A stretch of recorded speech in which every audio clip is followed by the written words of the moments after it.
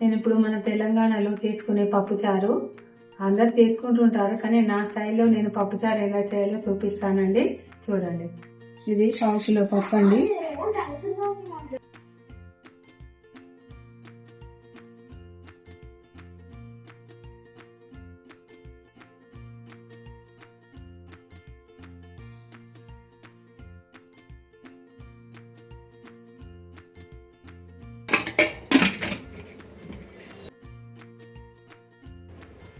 కొంచెం 50 గ్రామ్స్కి తక్కువనే ఉంటుందండి.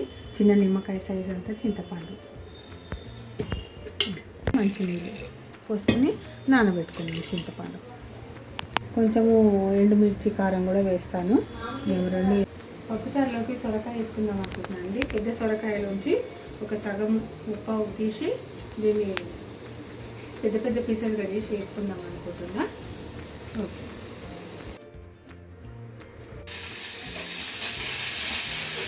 ఒక స్పూన్ జీలకర్ర, ఒక స్పూన్ ఆవాలు, ఒక చిన్న వెల్లుల్లి రెబ్బలు పచ్చపచ్చగా దంచుకొని వేసుకుంటాను.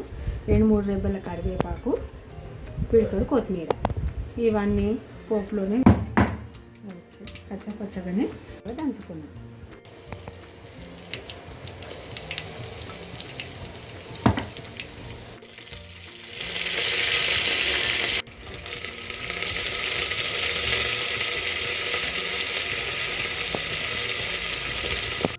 చిటపటలు ఆడినాక కొంచెం కొత్తిమీర, కొంచెం కరివేపాకు, ఒక పసుపు, పప్పుచారులో కూడా ఒక స్పూను పోపులో వేస్తాను.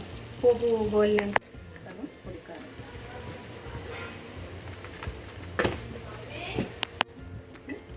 సొరకాయ ముక్క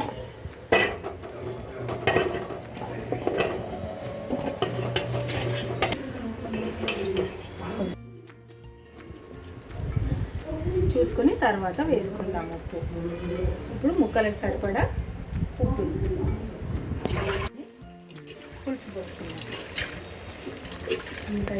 చింతపండు నానబెట్టుకున్నాం కదండి, ఇది చింతపండు పులుసు వేసుకుందాం. అందులో పప్పుచారుకి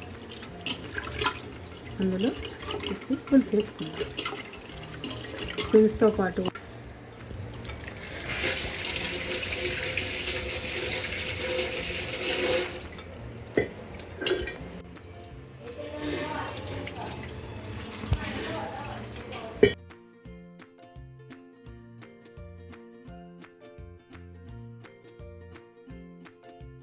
పప్పు మంచిగా ఉడికిపోయింది కాబట్టి స్పూన్తోనే ఇట్లా అంటే మరి ఇట్లా మెత్తగా కూడా రావద్దండి, కొంచెం అటు ఇటుగా పలుకు కొంచెం.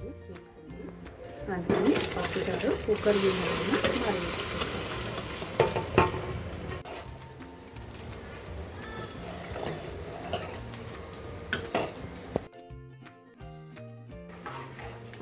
మరి కారం అన్నీ సరిపోయినాయా లేదా, ఉప్పు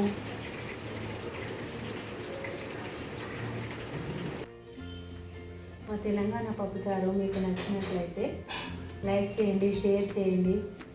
మరిన్ని మంచి వీడియోల కోసం సబ్స్క్రైబ్ చేయండి. Thank you for watching.